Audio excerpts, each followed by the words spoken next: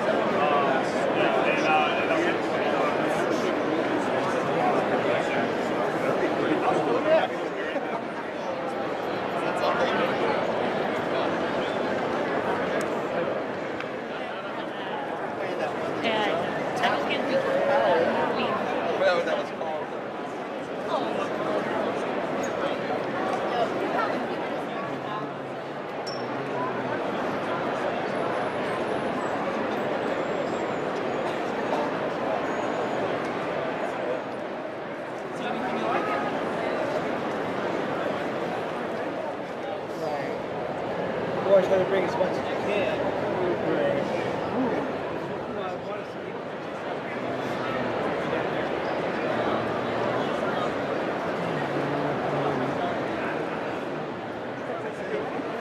So it's one he wanted.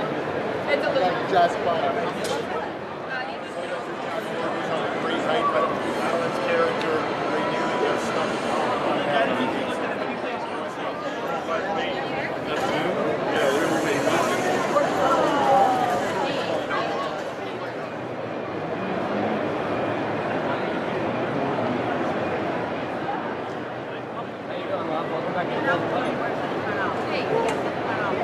In my mind, these characters are alive. Thank you,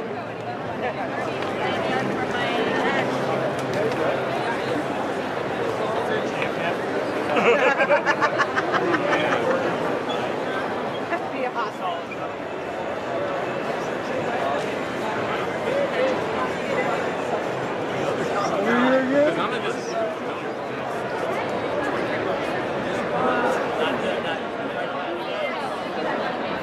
You know who's out there? The second person. I mean, I have music ready.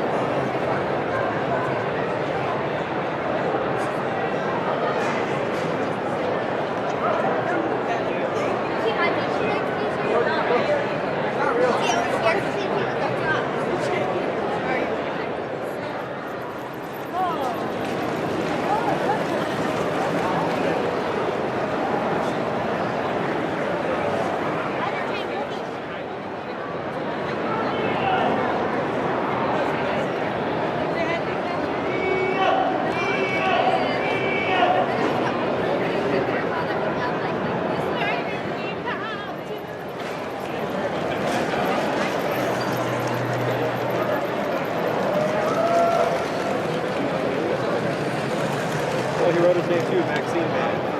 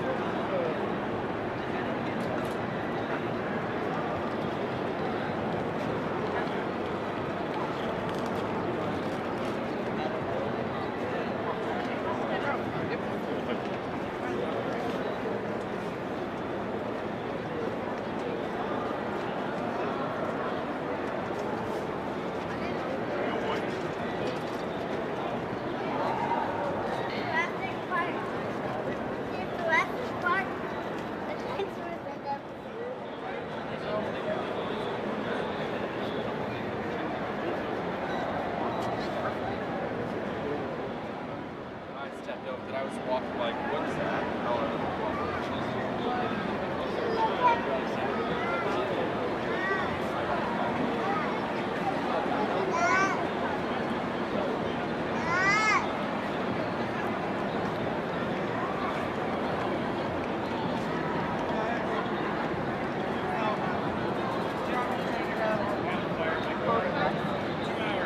Is it both cars? The blue and the green one?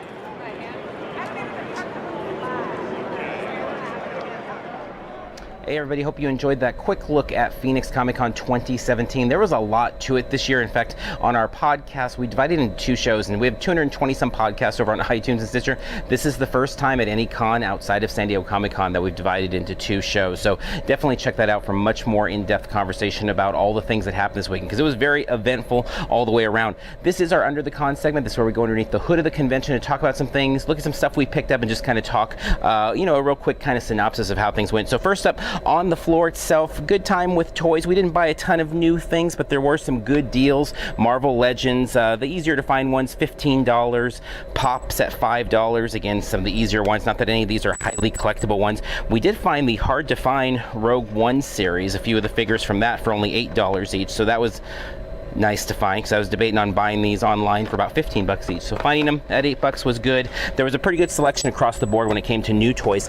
Comics, a decent number of bins to go through, but it hasn't been like the biggest focus the last few years. We did hit up Ed Robertson and pick up a bunch of dollar books. We always make sure to see Ed. Highly suggest. He's one of the vendors we like to see most at any convention, and he's usually fairly exclusive to Arizona. So picked up some dollar books. There was a good selection of Bronze and Silver Age though as well. Now, a highlight throughout the weekend was Timothy Zahn's presence. If you're not familiar with Zahn, he really kept Star Wars alive during those dark years. And his new Thrawn book, we were able to stop by, see him. Super nice guy. Also, Carmel checked out his panel. We were able to get the book signed. He did a great photo op with the 501st. He was still in there shaking hands as we're wrapping up here. It's after 5 on Sunday. He was here like first thing in the morning, end of day, each day, just total pro, and added a lot to the con. And I know amongst all the big media stars like a Karen Gillan and Dick Van Dyke and all these people, a lot aren't going to notice Timothy Zahn, but he was a real highlight for us, and I think the hardcore Star Wars fans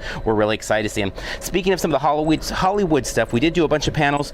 We ended up picking up one autograph for our Flash cast signing that we're doing. So Teddy Sears, who plays Zoom on the show, he was super nice and really cool.